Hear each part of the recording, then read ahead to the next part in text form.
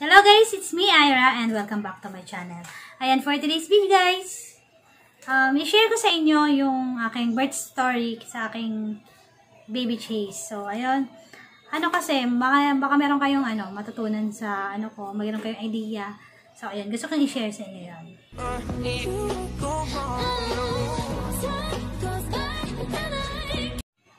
Pero bago yan, kung bago pa lang po kayo sa aking channel, ay huwag niyo pong kalimutan mag-subscribe.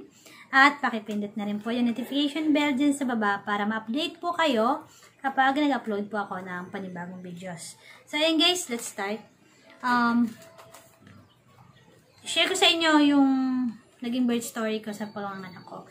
So, ayun guys, medyo kasi marami nakapanood nung paano malaman na nakunan. So, nasa 50 something na ata. 62K yung views na, at marami sa akin nagme-message inbox, meron din marami rin sa mismong YouTube nagtatanong. So, ito maaaring makatulong din sa mga mami na mga anak dyan. So, i-share ko sa inyo kasi hindi ganun ka iba. Tayo mga nanay, iba-iba yung yung experience natin sa panganak. So, na-share ko na sa inyo yung iba't ibang yung pagpanganak ko sa mga panganay ko. So, ito naman, iba din siya. Iba din siya yung naging So, iba-iba pala. So, hindi pala parehas yung pagdating sa panganak ng isang mami. No? So, ito naman, gusto ko i-share sa inyo kasi, from 1 cm guys kasi ako, 1 cm.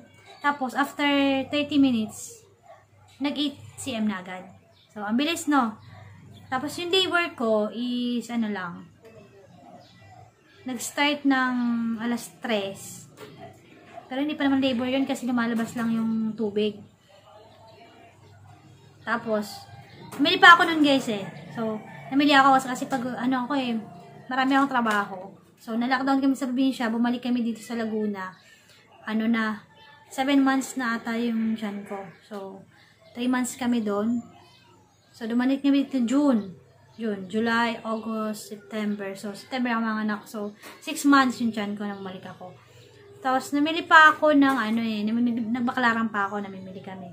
So, pagdating ko dito sa bahay, medyo maaga yung pamili namin. Nagdumating kami ng bandang 1 o'clock, 1 ng hapon.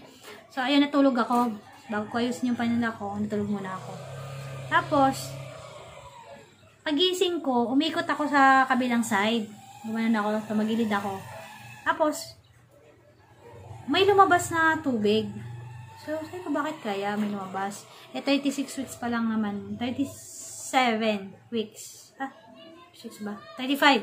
35 weeks pa lang yung yung tiyan ko. So, kulang pa ng ilang weeks para ma-full term So, sabi ko, parang hindi pa naman. Pero, nag-aalala na ako kasi nga guys, nanganganak ako ng premature. So, pwede akong manganak na maaga. So, ang ginawa ko, baka sabi ko manganak ako, naligo na ako. Kasi at least, medyo okay yung pakiramdam ko, diba?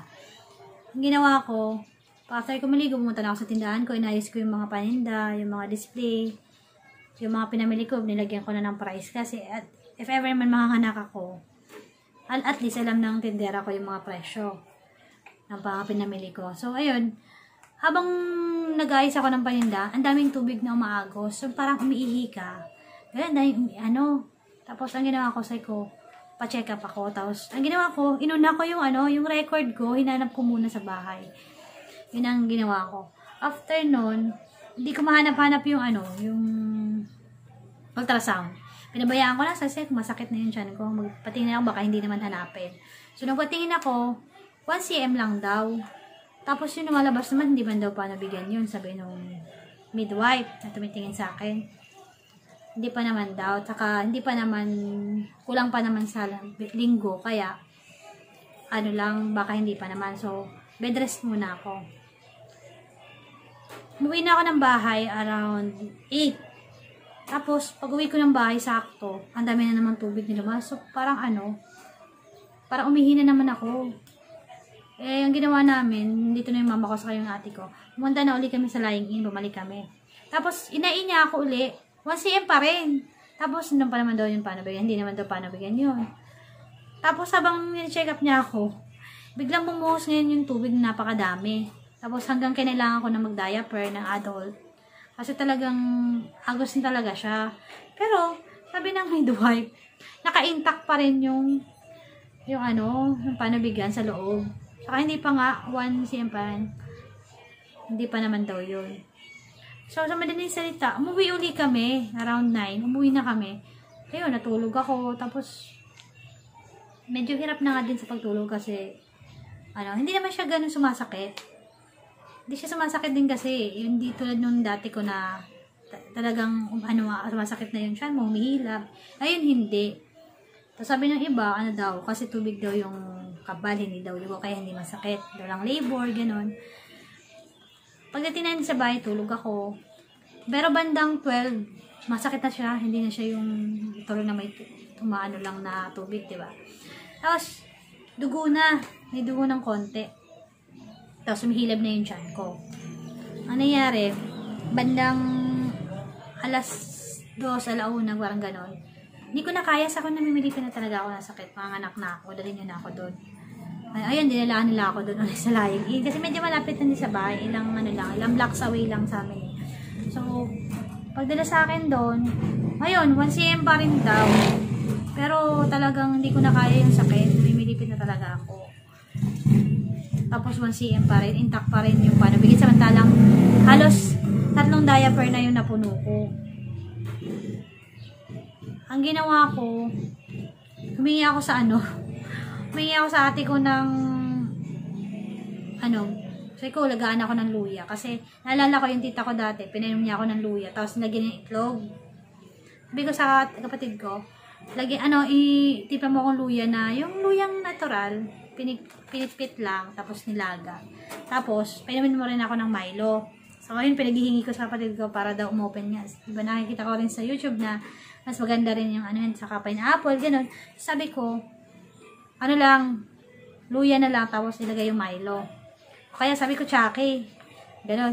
Tapos, ang ginawa rin ng midwife, kasi namimilipin na talaga ako, sa mga anak na talaga ako. Pero 1 cm lang. Yun na nakakapagtaka doon, diba? Tapos, nung nangyari, pinainom niya ako ng Primrose.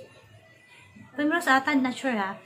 Pero ang sabi niya Primrose. Pinainom niya ako, tapos yung isa, inano niya sa akin, nilagay. So, may ininom sa kami nilagay. Tapos at the same time, may mga ininom pa ako na yung luya sa Milo. So, after habang nag-deliver ako, wala nang tubig na umaagos. Tapos may kunti ng patak ng blood. Tapos after 30 minutes, ayun, nag 7 cm na siya. So, kunting-kunti na lang, pwede nang, Tapos, ako kasi yung tipo na, yung ire ng ire, pag humihilab, nasabayan ko ng ire, hanggang yung, pero kung hindi rin siguro advisable, lalo na sa iba ko, yung medyo mahina yung katawan, tapos medyo mahina ang loob, hindi rin siguro advisable yung mga ganong ginagawa. Kasi sabi nung ako daw ire ng ire. Kasi ako, ayoko na, tama na yung sakit. Parang nakakasawa na, tapos dapat makalabas na siya para at least matapos na yung paghihirap, diba? Ganyan yung mindset ko. Saka, ako yung pag gusto ko, may labas at makaraos na. At least, gusto ko yung, hindi ako mag-aalala na si baby, baka mayari sa loob, or mapano, baka kain ng dumi, may infection, something na ganun. Kaya, gusto ko pag yung nakakasalamdam ako ng sakit, i-ere ko na siya. Kaso, anong nangyari, mga ilang oras ako nang gaganon. Medyo medyo nanghina na din ako. So, na-stuck nga siya ng ilang seconds din sa may ko kasi kinapos ako ng pag-ire. So, talagang huminto muna ako tapos saka ako pinush ulit. So, saka siya nakalabas yung baby ko na yon. So, ayun guys. After ilang mga 10 minutes or 20 minutes, nailabas ko na din si baby. So, ayun guys, ang doon, 30 minutes lang yung pag-open kasi from 0 to 7, 30 minutes lang. Tapos, yung pag-ere ko, paglabas si baby, mga 10 minutes to 20 minutes bago siya nakalabas. So, nag-labor ako nag-inom ako ng mga pinapainom na yun is 4 o'clock. Bandang magka 5 na baby is out na. So, ayun. Super thankful tayo kasi naging safe yung delivery natin. So, sana guys, yung mga mommy out there ay makakuha ng idea sa mga pinagsasabi ko dito at saka sana makatulong din sa inyo. So, yun guys. Gagawa ko ng videos sa mga susunod na maaring pa makatulong ba sa mami sa mga experience ko. Baka meron pa akong pwedeng i-share kasi alam ko, inaabangan nyo yung tungkol sa mga pag-labor, something about, kasi yun ang napapansin ko sa yung mga informative na videos ko. Yun yung talagang pinapanood ng tao. So, yun guys, hanggang sa muli, huwag po kayo magsawang panoorin aking mga videos. Supportahan nyo po ang aking channel. Huwag nyo pong kalimutan mag-subscribe at pakipindot na po yung notification bell dyan sa baba. So, yun guys, thank you for watching this video.